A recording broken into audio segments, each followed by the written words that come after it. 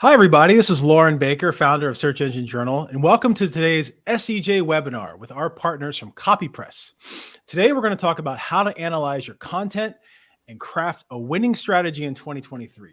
So for all of you that are getting ready for next year and your overall content strategies, this is a perfect webinar for you to follow. Before we get started, I just want to introduce both Sabrina Hips, the VP of Client Success at CopyPress, and Jeremy Rivera, the Director of Content Analysis at CopyPress. So give both of you a chance to say hi, and then I'll go through some housekeeping real quick. Hi, nice to be here. I've spent a long time in SEO looking at all kinds of different sites, and I've seen some really great content strategies and some really weak ones. So I think we've got a lot of insights, actionable things for you to execute on, as well as some general idea and strategy. Amazing. And Sabrina? Hi, I'm so excited to be here as well. Jeremy will be running through a lot of the technical pieces on SEO and how we can help you craft a winning strategy. And I'm here to provide some additional insight in that. And so excited to hear your questions and have Jeremy run through everything. So before we get into this super exciting webinar and presentation, I'll just, again, run through the overall housekeeping. First of all, a video of today's webinar is going to be made available to all registrants. So we will be sending you a follow-up email and a link to the video for you to view. So that's the first question we typically get in the question box. So I just wanted to address it right now. But that doesn't mean you should log off anytime soon, because the cool thing about today's webinar is we're going to be doing some live audits and a lot of Q&A. So get ready for that. Here we're in an environment called Big Marker, and it gives us the ability to chat. So you can chat with us and chat with each other.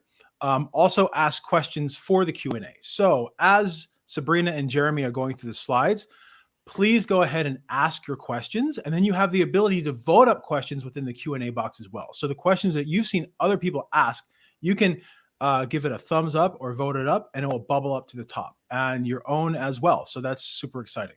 We're also going to be launching 3 polls today during the webinar. So those polls are really important, not only to give Sabrina and Jeremy more information about you, but also to help them craft their delivery, to answer a lot of the questions and learn more about you from an audience perspective. And then lastly, there is a handout. So if you go to the handouts area within to the right of the screen, you'll see that there's a free content analysis from CopyPress and handout/PDF. So you can go ahead and check that out, take action on that, et cetera, et cetera. So that's pretty much it from my end right now. I'm going to go ahead and hand things off to Sabrina and Jeremy to get things started. So thank you. It's a pleasure to host both of you. All right, pleasure to be here. So content analysis.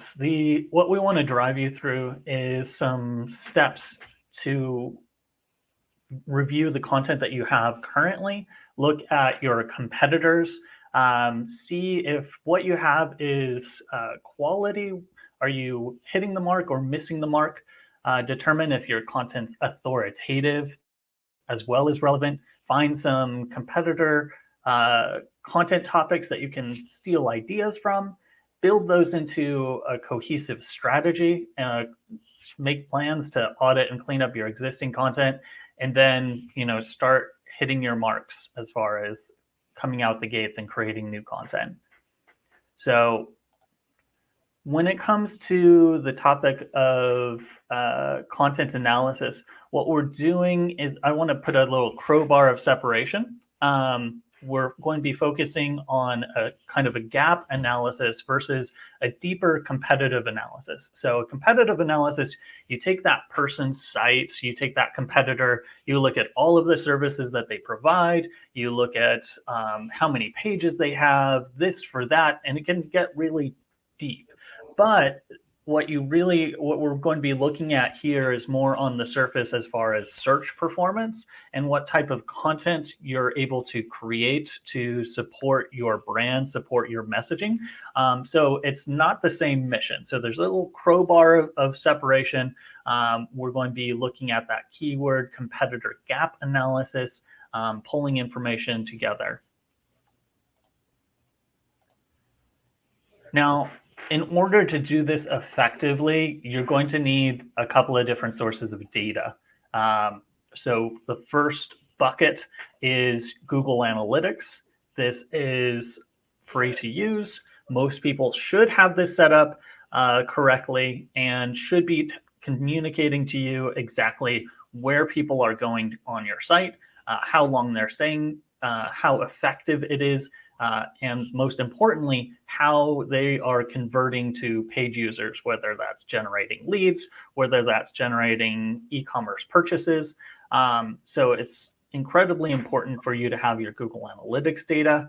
You also want to have your Search Console configured. So go to Google Search Console and make sure that you go through the steps to get the information that Google is going to provide you about how your brand is performing online and clicks and online positions. But the most important piece of this is you really do need a third-party tool. You need a database that's going to be able to tell you what your site is currently ranking for, as well as what your competitor sites are currently ranking for as far as terms and phrases. So this is going to give you, this could be SEMrush, this is Ahrefs. If you are looking for a free tool that's going to give you some of that third-party data, you can go to copypress.com and click on the content analysis in the navigation. We have some software that's free to use. You just put in your site and your competitors, and it will give you this third-party data the same way you'll get it over at Ahrefs and SEMrush. Jeremy, for the different types of data we want to make sure we're collecting, what would be the biggest difference between having like Google Analytics and Search Console versus having a third-party site? Like, what are the main differences between those? That's a fantastic question. So Google Analytics is going to give you your full spectrum of traffic. It's going to give you email, it's going to give you direct traffic information, as well as your organic. Search Console is going to be limited exclusively to you, and it's going to be your organic results only. So it's going to show you what queries you show up for, how many clicks you get for those queries, and their impressions. And third-party data tools, they are going to pull from Google AdWords API that gives you volume estimates for these keywords and says, oh, 50 people a month search for Cookville SEO. 2,500 people a month search for what happened in the last episode of Andor. So third-party data is, it's scraping results, it's pulling data. So you'll be able to look at how your site is ranking, as well as how other competitor sites are ranking, all of their terms and phrases, as well as kind of a vague estimate. They use organic click-through rate to guesstimate, oh, hey, if they ranked #1 for this, they're probably getting this much traffic. So there's 3 different worlds there. In your Google Analytics bucket, you're going to want to look at conversion data and filter it to your organic performance. Click down to that channel and see how you're performing organically, and because you don't want to mix up your signals and see how well your PPC is doing. So there's limits to each of these buckets because third-party data isn't as accurate as Search Console, but Search Console is limited just to yourself. Unfortunately, or fortunately, I wouldn't want somebody else to see my Search Console performance. So I don't think so either. So the third-party SEO data, then, Jeremy, is really giving you the competitive edge to create maybe content strategy for the years, because you can really see what your competitors are doing, whereas analytics and console are going to give you a lot better snapshot on what you're currently doing and how that measures up. Yeah, you got to look at yourself in the mirror and remove the plank from your own eye before the speck in your neighbor's eye, getting all biblical on it. But there's real value in that speck in your neighbor's eye because he has ideas that you don't, but you don't want to get locked into it. So we're going to talk about how to expand past the data and look at other strategies to expand your strategy, because strategies to expand your strategies, the process to expand strategy behind just data. So let's move on to the first poll question and ask, have you ever performed a content analysis before? All right. And the poll has started. So like Jeremy said, have you ever performed a content analysis before? And I think this is such an important question, and something as content marketers or people with something to promote, we should all kind of take a look to see what have we done in the past. And it, I think, helps take a much better inventory on what to do for the future, because we're positioning this for planning 2023, if you can believe it's already going to be 2023. So it's going to be great to see what everyone out there has done before, if this is brand new, or if we're hopefully offering some new tips and tricks for you. Everything's illuminated by the light of the past. So you gotta know where you've been to get somewhere new. Nice. So first of all, I have a lot of like quotes and takeaways from today's webinars. That's pretty deep. So we have about 160 responses thus far. If you haven't had a chance yet, now's your final chance. 5, 4, 3, 2, 1. I'm gonna go ahead and close this poll. Thanks so much, Lauren. I'm so excited to see what the results are. All right. So the results are 61% have said yes, they have performed a content analysis before. Okay. 39% no. No content analysis. So pretty much 60-40. Pretty much 60-40. Okay. So want to make sure that we kind of highlight a good process for those who haven't done it and show some new ways, maybe some guidance. So let's start here. So we want to look at two different sides of your current outcome. So first is going to your Google Analytics, going to your conversion section, and then going to goals and looking at what were the prior steps that people were taking. So there's a very specific report that I want you to go and look at.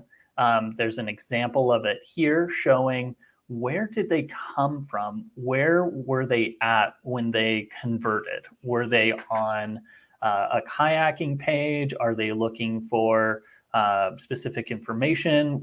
Do you have a very popular article that leads people into your conversion funnel? And making sure that you can track that data and have those metrics available to you.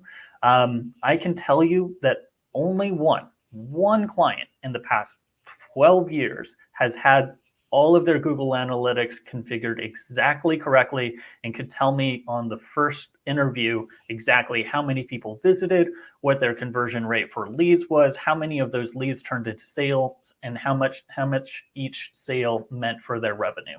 Just one.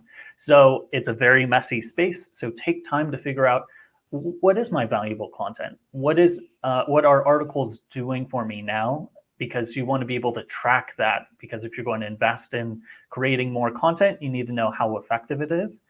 And the other side of that coin is kind of looking at this bucket of traffic. What are the sections of your site where people are navigating? Are they gravitating towards in a particular set of articles, a set of knowledge base? Is it your product pages only that are performing?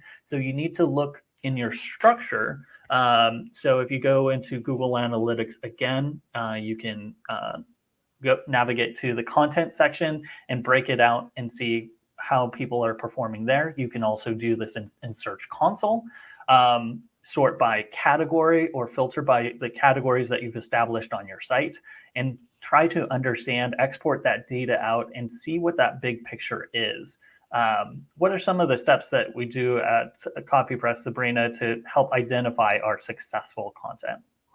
Yeah, of course. So if we have access to our clients' Google Analytics or Search Console, we'll do similar steps where we're doing qualifying the outcomes, but we also like to pay attention to the volume of people that are going to a certain page, where and how they're ranking. And also, of course, and we'll talk much more about this, but we love doing a competitive gap analysis. So how you stack up to your competitors, and that really helps to see how beneficial it is. And there's lots of different avenues that you can qualify goals. I always say the first step is, what goals are we trying to reach? And if it's conversion, we can look into how things are converting. If it's generating more traffic, we can look at things like how we can generate more traffic. So first step, always starting with goals. Second step, all of these different amazing avenues we have to be able to support those goals and find ways to improve them. And that's, you actually have to go and look at your content, because sometimes it's not clear when you're just looking at the numbers exactly what's happening. So you need to go and take a critical moment to really read your content. Take a look and see, is this a giant wall of text? I've been to many blogs and it's just line after line, huge paragraph, picture, huge paragraph, picture. And you really don't know what's going on in the article until you stop, take a breath, and try to read through the whole thing. And that's terrible for our generation. You need to be using headlines, subheadings that break it up, use varying paragraphs and structure. What are some of the things that you're looking at when you're trying to quantify that quality? Yeah, of course. A huge thing that we're looking at is, like you said, it's not a huge wall of text, and that you're able to get to the information that you're searching for quickly. So it should be digestible, it should be easy to read, and it should also be representative of your brand. So if your brand is a information technology site and it's very authoritative, that copy should also reflect your tone of voice and your brand guidelines. So we're looking at pieces like that. And then also, are there images in there, different infographics, illustrations that are helping to support that point? And that's what we look at CopyPress to qualify if it is going to be a good quality content. And those are also things that Google's looking for as well. If someone can get to it quickly, how easy it is to navigate the page, all really important things when you're looking at your content quality. A good tactical thing here, or something you can check off, is ask yourself, why did we make this article? What was the question that we expected people to be searching for to get here? And then, did we answer that question? Because there's a lot of times where you're creating content, and the example we'll be auditing later does this. They create what seems like a good interview. It's interesting to read if you can get deep into it, but you kind of leave the room wondering, okay, that was interesting, but why? How would I have found that? Like, what would I have been searching to find this conversation about fabrics and this new designer? So you have to think about, what are the questions that people are searching for, that they want answers for, and that intent of that query is going to inform this. So as well as checking off these items here, these 8 items of, hey, do we use these different features? These are kind of technical questions. Stop and ask, what is the question we're trying to answer, and did we answer it effectively? So that can help you create higher quality content down the road.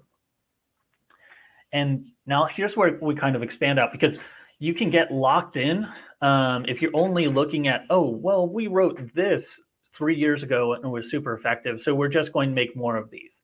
You're going to miss an opportunity if you're not looking at your marketplace and looking at competitors.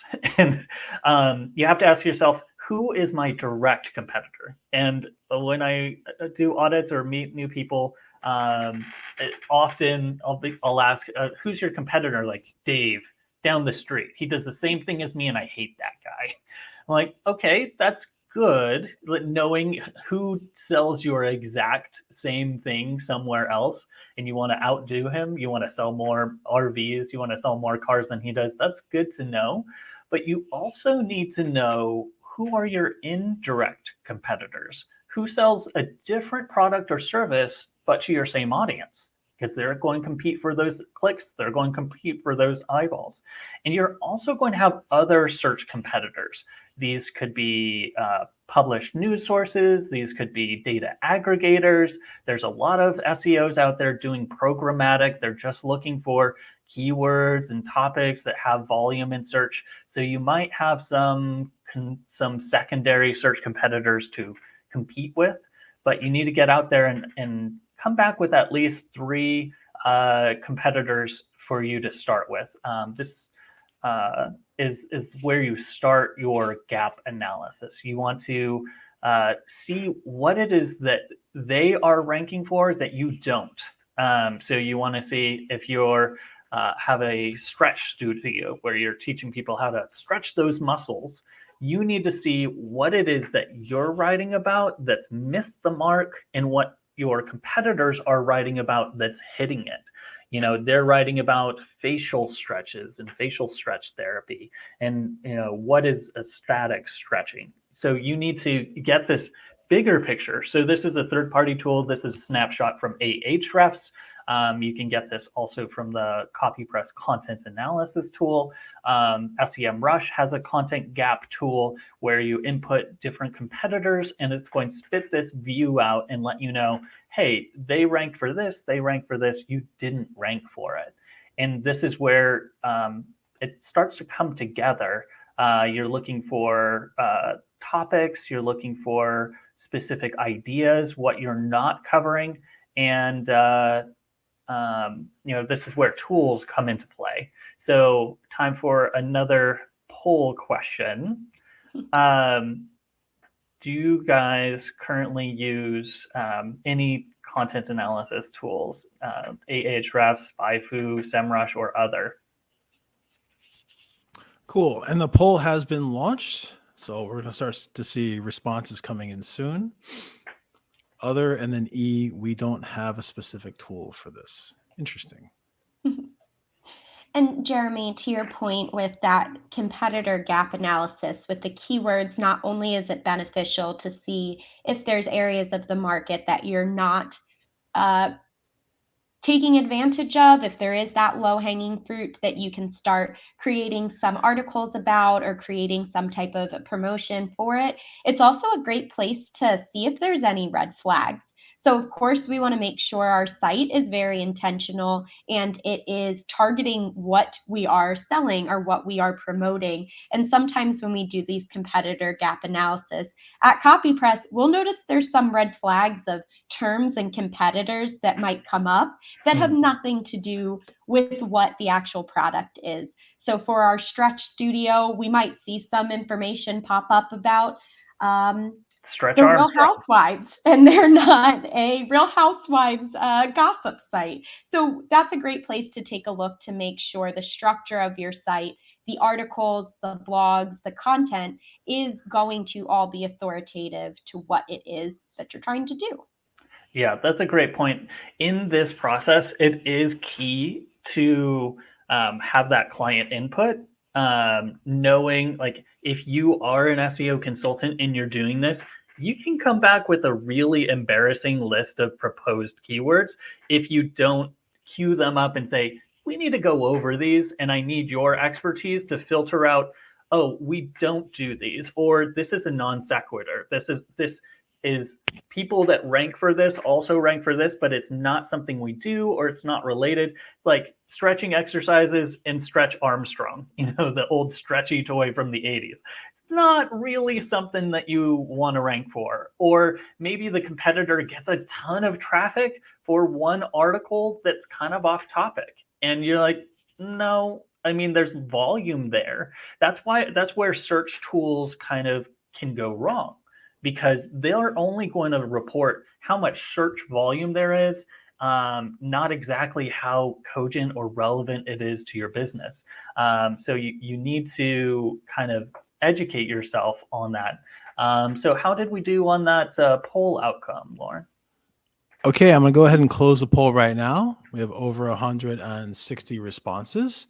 So I'll go through them. 164 responses. The number one tool currently used to run content analysis is SEMrush, coming in at 46%. Second, to SEMrush from an answer perspective, is we don't have a specific tool for this. So 23% responded with that. Third place was Ahrefs at 17%, 13% other, and then 1% SpyFu. I threw it in there because I've used it in the past, and there are other tools. It was kind of a throw out because I know SEMrush, as I pronounce it, tends to float to the top of what people use. But there are other tools that have this gap analysis piece.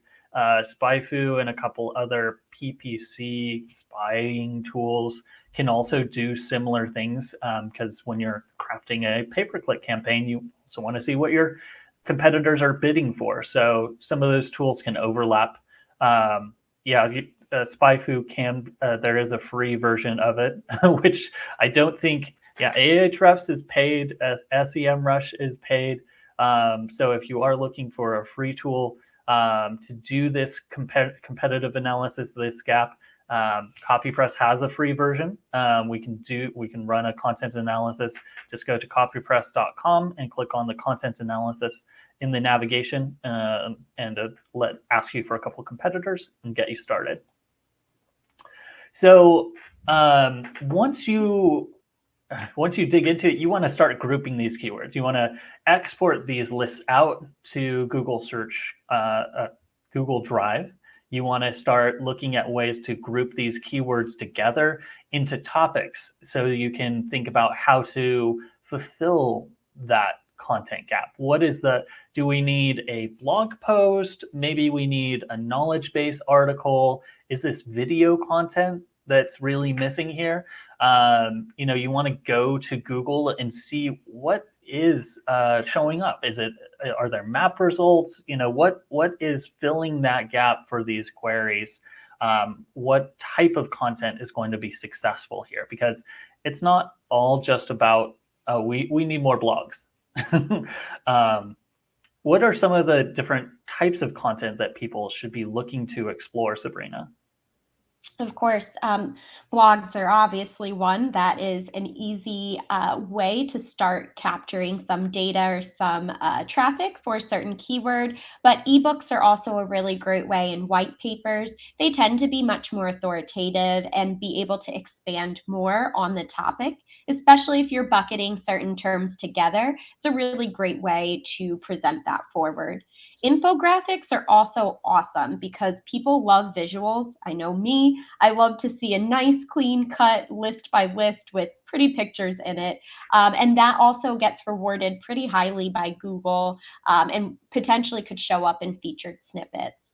We do all different types of content. Research articles, we can do, resource knowledge-based articles. But ultimately, I think being able to see what Google is awarding for certain terms is a really huge benefit to make sure you're being competitive in that space. Yeah, and speaking of competitive, you do have to give homage to the fact that search results are what they are, not just because of the content there. Alta Vista was out before Google, and there were other search engines, but what made it different was links. So Ahrefs, SEMrush, you can see snapshots, look at your competitors, and understand, am I competing with a 500-pound gorilla for these terms? Is this David versus Goliath, or am I Goliath and I don't know it? So go to Ahrefs or SEMrush and do a domain comparison.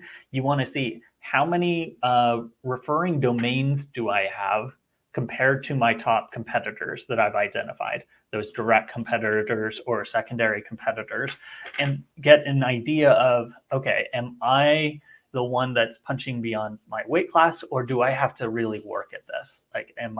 You have to understand what the budget is behind your competitor.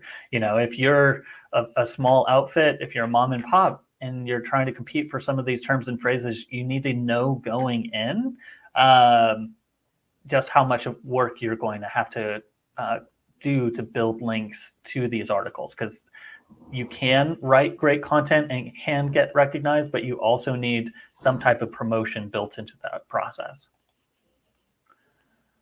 So this is where we kind of start expanding past the data level and looking at the topic groups that we've come up with. We see, okay, they wrote about this. They are writing an article guide, a top 5 things list, a listicle.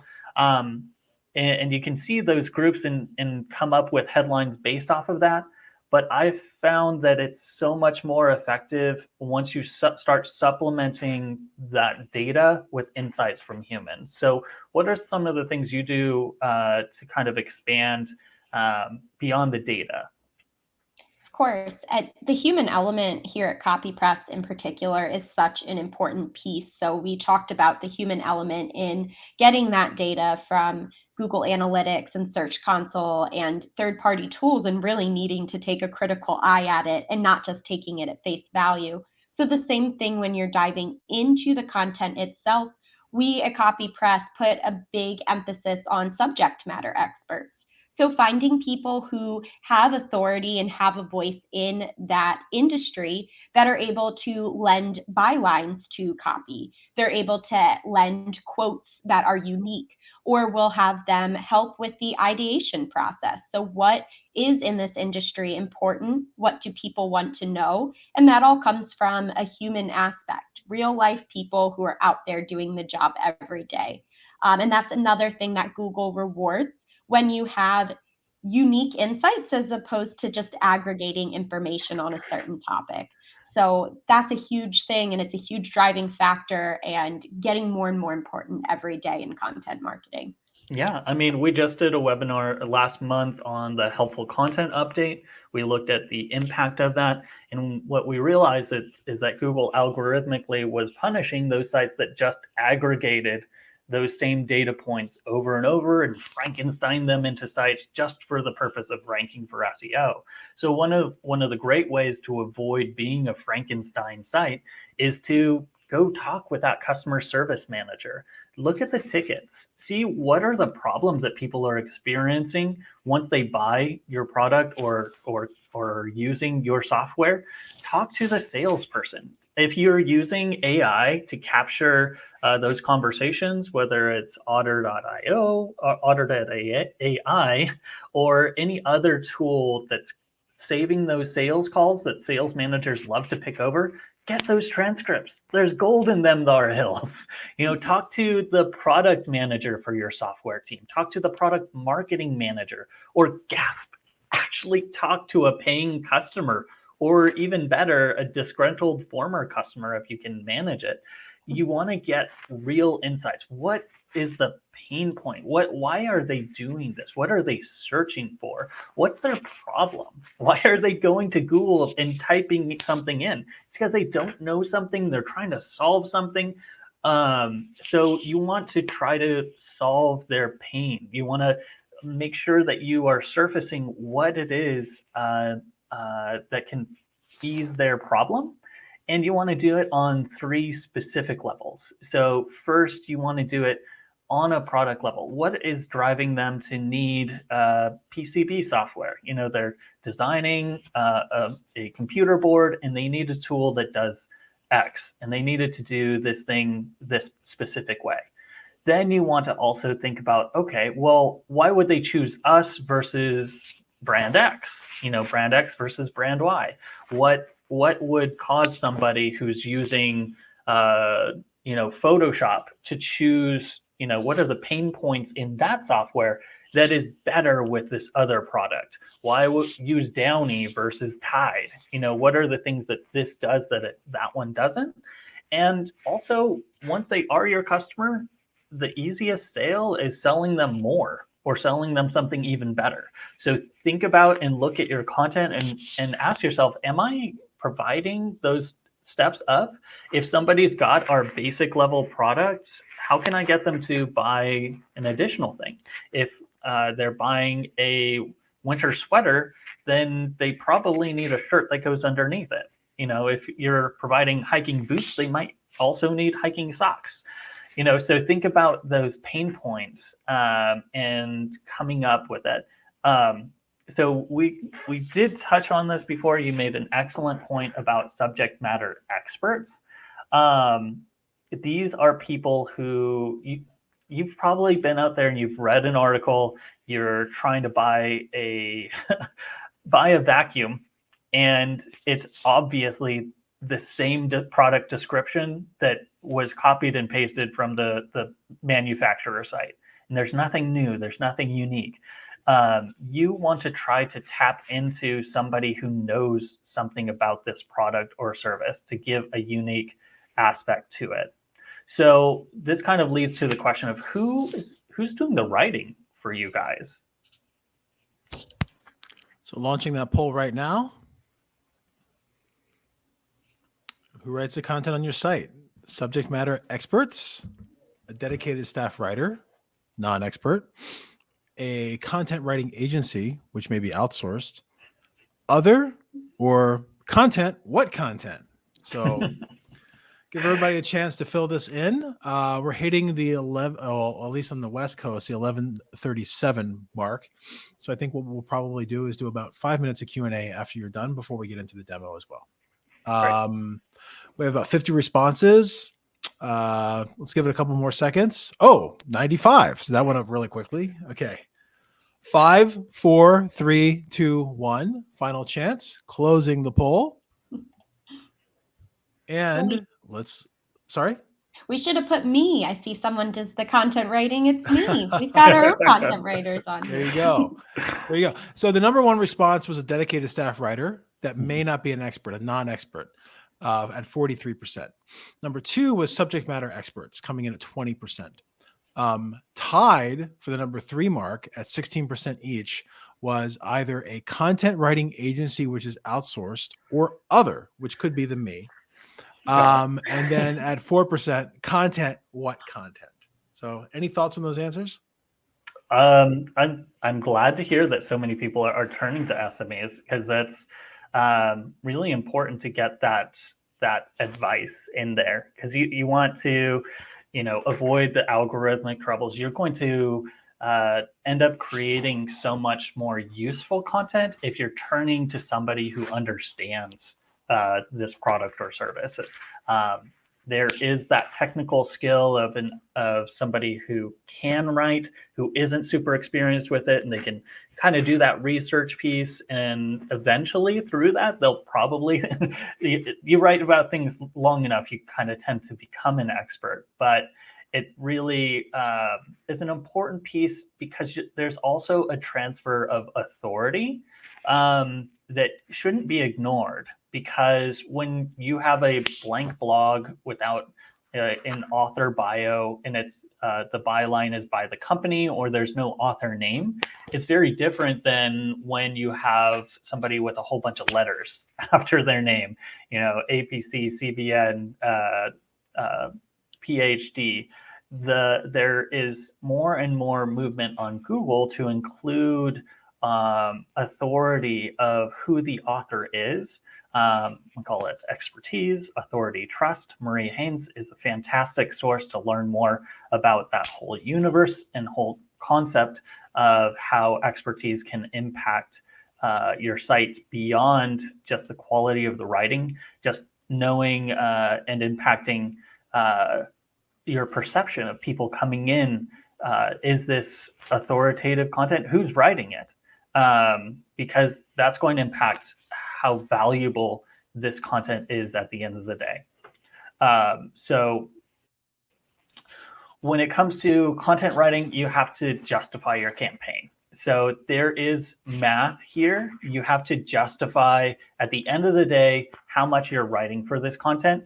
So this goes back to that original conversation about Google Analytics, making sure you have conversions and conversion data, because you're going to take the keywords that you found and look at their search volume. And Google, most third-party tools are going to give you a traffic estimate. I encourage you to go beyond the traffic estimate and multiply that by your conversion rate. And then anybody that's doing leads knows that just because you get an email doesn't mean it's instant business. You have to close the deal, and it's somewhere around a third to half of the people who are reaching out to you, who are converting, are actually turning to a sale. So if you get this bucket of keywords, you can kind of guesstimate and create estimates of potential return on your investment for this campaign. So it is a pain. You can do it. There's a couple of tools that can do it for you. There's SEOarcade.com will do some of this forecasting for you. You can do the same in Google Sheets and apply a couple of formulas to get this data out. But it's so valuable to come back to your CEO, CFO, CMO, and say, hey, if we invest this much in our budget, here's the potential. Here's how much we could be earning. Here's what we're doing now, and here's how much we could be getting. And that helps you justify that pipeline. What's some of the things that you do to establish a good copy creation flow, or getting these headlines and moving them into the bucket to get executed on? Yeah, I think the biggest thing that we do to get it from point A to point B is making sure it's going to be beneficial content. And then also making sure we know exactly what it is that we are going to write to, answering those questions that you'd mentioned before with like, what are people? What's the intent of people searching this for it to come up? And then making sure we have something that is going to be consistent. So we have clients where we've put out very consistent content and then they've slowed down, and we can see that big difference in their traffic, which ultimately in turn impacts their conversion rate. So making sure we're keeping something that's consistent and scalable as well as quality. A couple other things that I want to touch on before we get to the Q&A is making sure that you're taking the queries that you searched for and expanding them and looking at this people also ask data. There's 3 fantastic tools that can take it a bigger step further and kind of help you surface, if you're searching for Google Sheets, knowing that people also ask, is Google Sheets the same as Excel? Can I use Google Sheets for free? You can look and find ways to ideate and expand and create subtopics based off of Google's data. So also asked and searchresponse.io and phrase.io all have tools that can help you leverage that data. And then you couple that with your expertise. You take those PAA events and bring them to your subject matter experts to actually answer them in a detailed fashion. So here's your action points for 2023. You want to take an inventory of your existing content, see what's performing well and what's not. You want to create a content gap analysis and look at your competitors using third-party tool data to identify topics that are opportunities. You want to add humans, look at those pain points and those problems that need to be solved, ask experts, and figure out a list of new articles to create. You want to leverage those people also ask interfaces because winning that featured snippet can mean a whole lot of extra traffic to you. You want to group your keywords together and create a content plan. And you want to use your content analysis that you surface those keywords, those keyword groups, create a keyword list and a list of headlines that you want to kick out over the next year. So looks like we're ready to transition to the Q&A part. Yeah. Okay. So let's go ahead and do the Q&A for about 5 minutes, and then will 10 minutes be enough time for the demo? Yeah. It's super actionable. Okay. Awesome. So interesting question that came in from Melanie. Melanie asks, how to determine whether or not it's best to re-optimize existing content that could be doing better, such as refreshing with all the assets and scannability that you were bringing up earlier, or create an entirely new piece from scratch. So any tips there for Melanie? Yeah, I got it. Sorry, I jumped right in. That's a great question, Melanie. There's a few different things you want to look at. The existing content that you have, how is it performing right now? If it's on page 15, 16, and it's not ranking very well, it might be better to just take that content and create brand new pieces. But if you have content that's kind of on the cusp of maybe the second or third page that's getting decent traffic, then we might want to look into optimizing that content. And there's really great tools out there, Content Harmony being one, that are going to give you opportunities to optimize. Make sure you're updating headers, make sure the schema is correct, give you different links that you can do externally that will help boost that content. So I really think taking a good, honest inventory on how the content is providing right now or performing right now, and also how long it's been around. If it's brand new and only a month or two, I wouldn't start scrapping it. But if you've had it up for a year or so and it's not performing any better, maybe it's time to take a look at a different way to approach it. From my perspective, I think it's about whether the existing article answers the intent, and can I improve the answer, or do I need to break it out? Look at those lower performing keywords. Maybe those secondary terms aren't performing well because they need to be addressed more directly. And that's an opportunity to break up a larger article into more focused or more expansive ones. So that would be my answer. Excellent. Thank you for that. Next question that comes up, we had a lot of comments about this actually in the chat as well. So subject matter experts. Subject matter experts do not always mean writers. So question that came in, well, first one comment was, we had plenty of subject matter experts, but none of them were writers and wanted to avoid writing at all costs, from Elizabeth. And then a question that came in from Inez is, how do you get subject matter experts to write with SEO more technical aspects like utilizing proper keywords, structure, etc.? And then on top of that, I'd also like to ask, how do you also get those subject matter experts to create a digital footprint to let Google know that they're actually the expert that they are? Yeah, so I'd say that there's fantastic advances in transcription, and 5 minutes of conversation is a full-length article. So if you get them on the phone, if you talk to somebody who's passionate about this, you'll find that they will launch into these tirades about what they are passionate about. And if you can capture that, you can easily transmute that into useful content. You know, it does take editing. There's, Editor Ninja. There are content editing services out there. So if you can get transcriptions, send it to an editing service is another process. Or you can hire subject matter experts who write and create content on the regular. We have a process at CopyPress to find subject matter experts who are comfortable with generating decent content. So it may be about finding expertise who can craft that content, or creating a different and alternate channel to craft that content.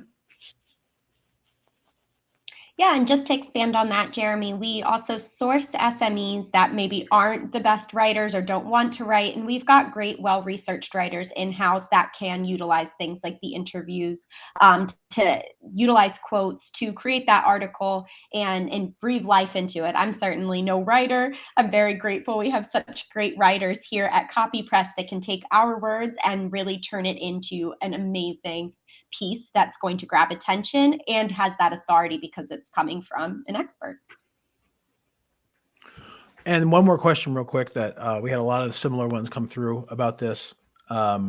So when a piece of content is old, let's say older than a year, does it hurt your site from an SEO perspective to remove that from your site, to change it, etc.? Then how does someone know if old content is actually hurting them? I would say 9 times out of 10, if it is old and it's not generating any traffic at all, it's got no search volume at all, not even showing up in impressions, I recommend 301 redirecting it, sending it to a more relevant space, because those articles that are older, they might actually have a handful of links from here or there. And so you don't want to throw the baby out with the bathwater. But it is a good opportunity to go and prune that older content. And the only time I can think of where it's going to be a huge liability is if it's way off topic, poorly written, or isn't actually answering the query, that's when you consider axing it. There's only a handful of times where I consider delete. Delete is an event that's passed and it's never happening again, or information that's going to confuse somebody, or hopefully malicious content that's been injected into your blog. You definitely want to 410 or 404 that content so it's gone forever. Other than that, you want to redirect it to newer content or more relevant content. There is such a thing as a soft 404, where you take an article about X and send it to Y. Google can devalue that transfer if this is really not relevant to this. So find a relevant place to send it to. And that's where you choose, oh, hey, this needs to be rewritten, or I need a new article created. Amazing. So we have about 10 minutes left. I'll hand it off to you all to go ahead and do your audit run through, or your analysis run through.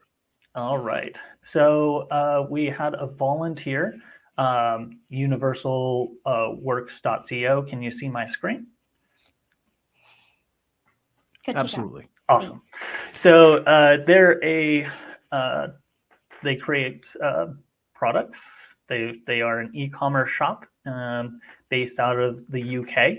So the first step in our process, if you remember, is what's currently performing well for them. So using Ahrefs, we can hop in and see, oh, hey, they have a trouser fit guide that's ranking for trouser fit.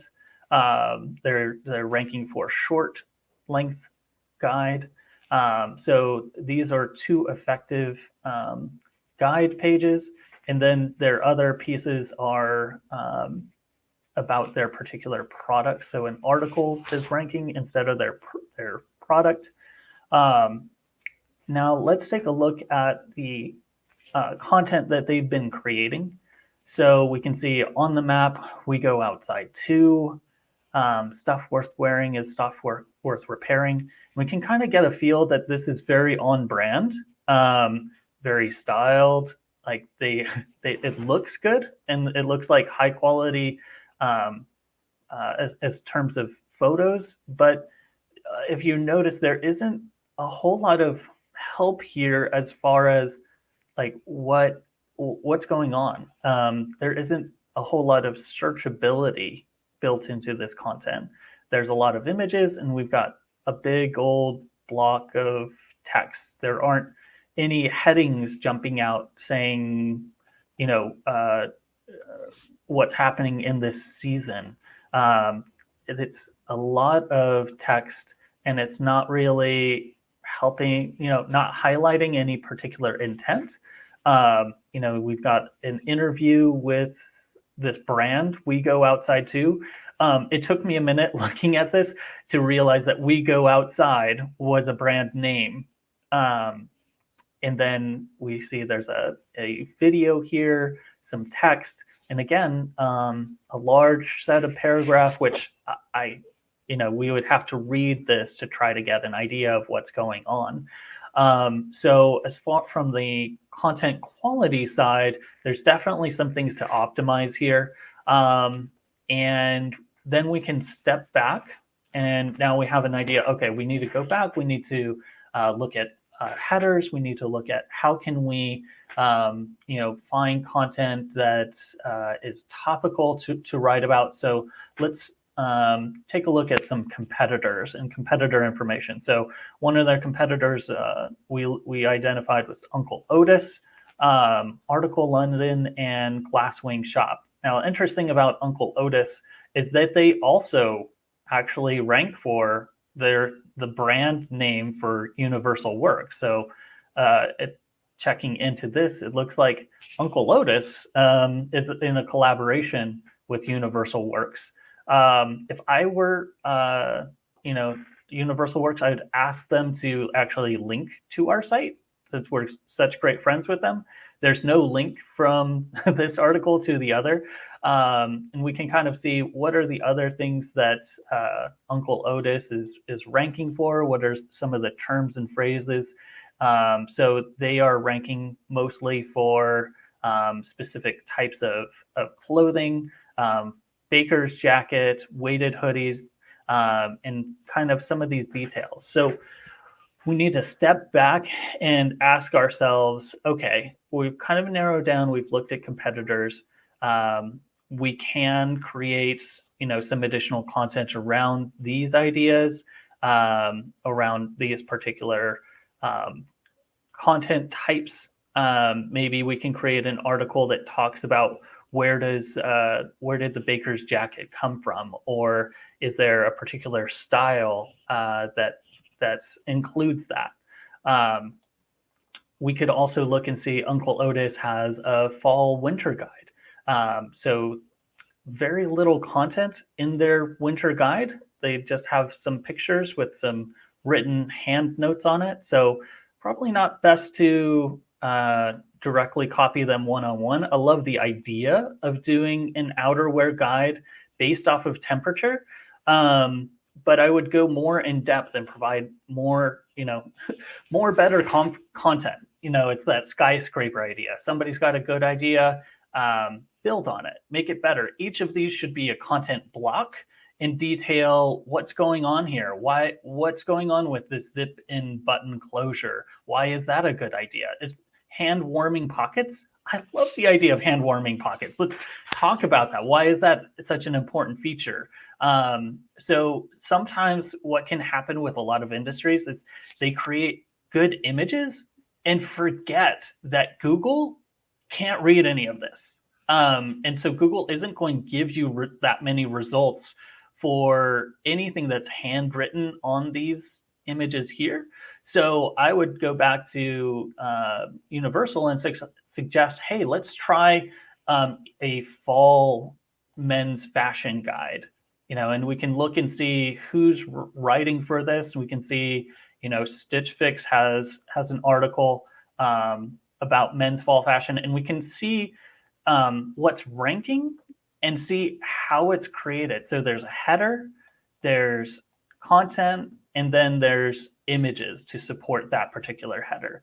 Header, content, links to those resources, and an image to go along with it.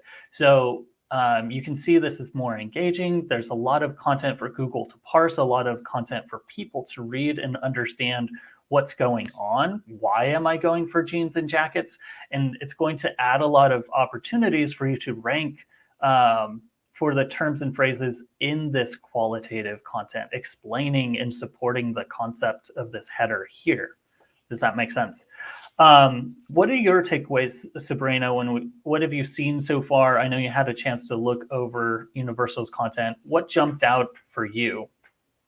The biggest thing that jumped out for me is the lack of headers and the lack of jumping and answering that question that I might be searching for. So Stitch Fix is such a great example to bring up.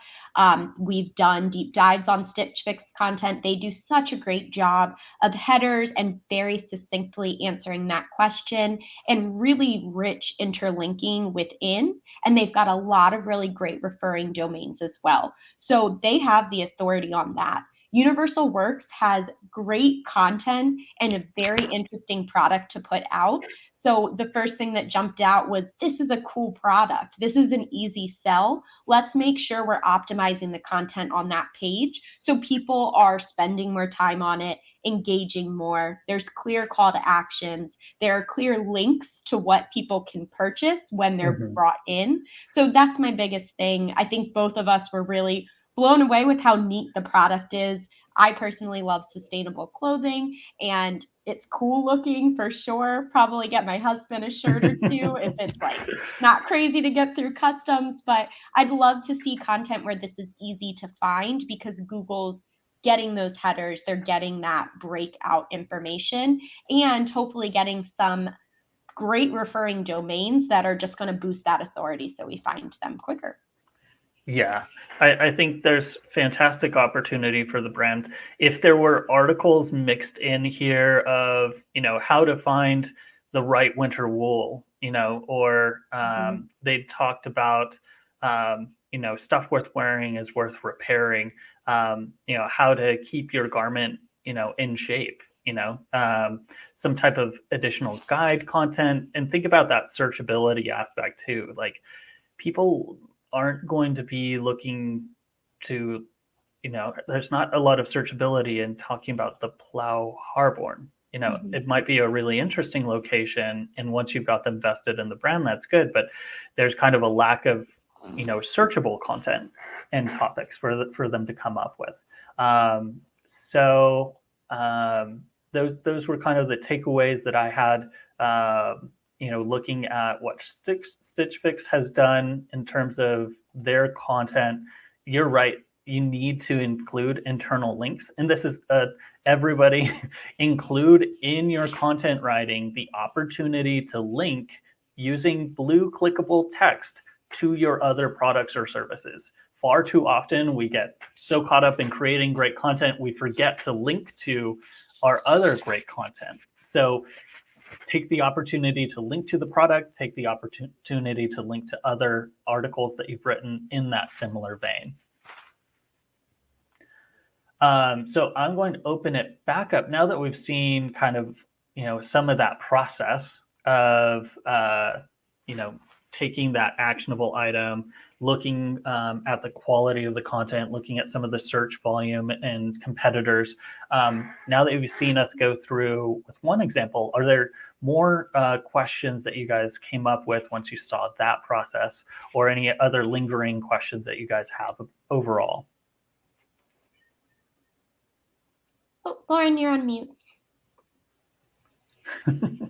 Thank you. We're pretty much at the top of the hour, but we did have a really interesting question come up that you addressed, Sabrina, in the chat.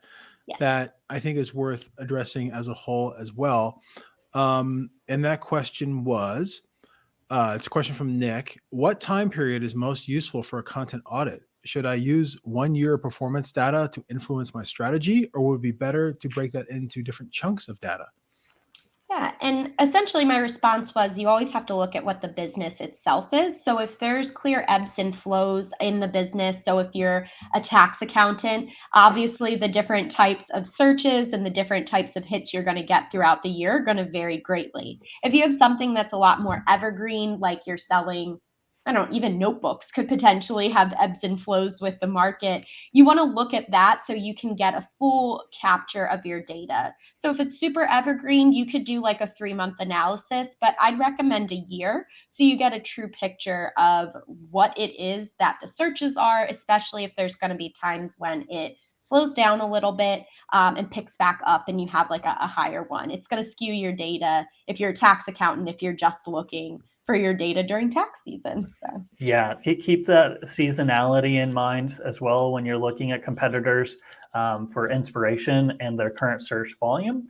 Third-party tools are going to give you your competitors' performance usually right now in that snapshot. So sometimes you might need to dig deeper into the competitor and see if there's a longer trend. Was this more popular? Is there a particular time of year where we perform better, or there's more searches? Horse stuff is more popular around the Kentucky Derby, so you got to look for those trends and match up. So look and find those bigger data sets. Amazing. So this has been an excellent webinar. Thank you to both of you for not only explaining the concept of a content analysis, how to perform it, but also walking through one, answering the questions, just to let everyone know. We had a lot of questions come in, so anything we didn't get a chance to address right here on the webinar, we'll be sending over to Jeremy and Sabrina afterwards to fill the rest of your day to answer these questions, and then we'll just get back to everyone else. Also, the video and the slides will be made available to all registrants and attendees, and we'll be following up with that in an email follow-up and an email recap as well. So it's been fantastic. Thanks again for both of you for jumping on, and the team at CopyPress for putting this together. I'd also like to remind all of our attendees that are still on to go ahead and take advantage of the free content analysis from CopyPress, which is available in the handout section right here on the webinar. And I also saw a couple of people sharing the link in the chat as well.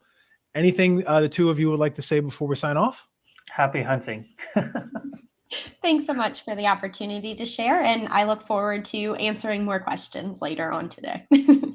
Absolutely. So thanks again to the both of you, and thanks for all of our audience who have attended today. Looking forward to seeing you on the SEJ webinar with Conductor. Have a good one.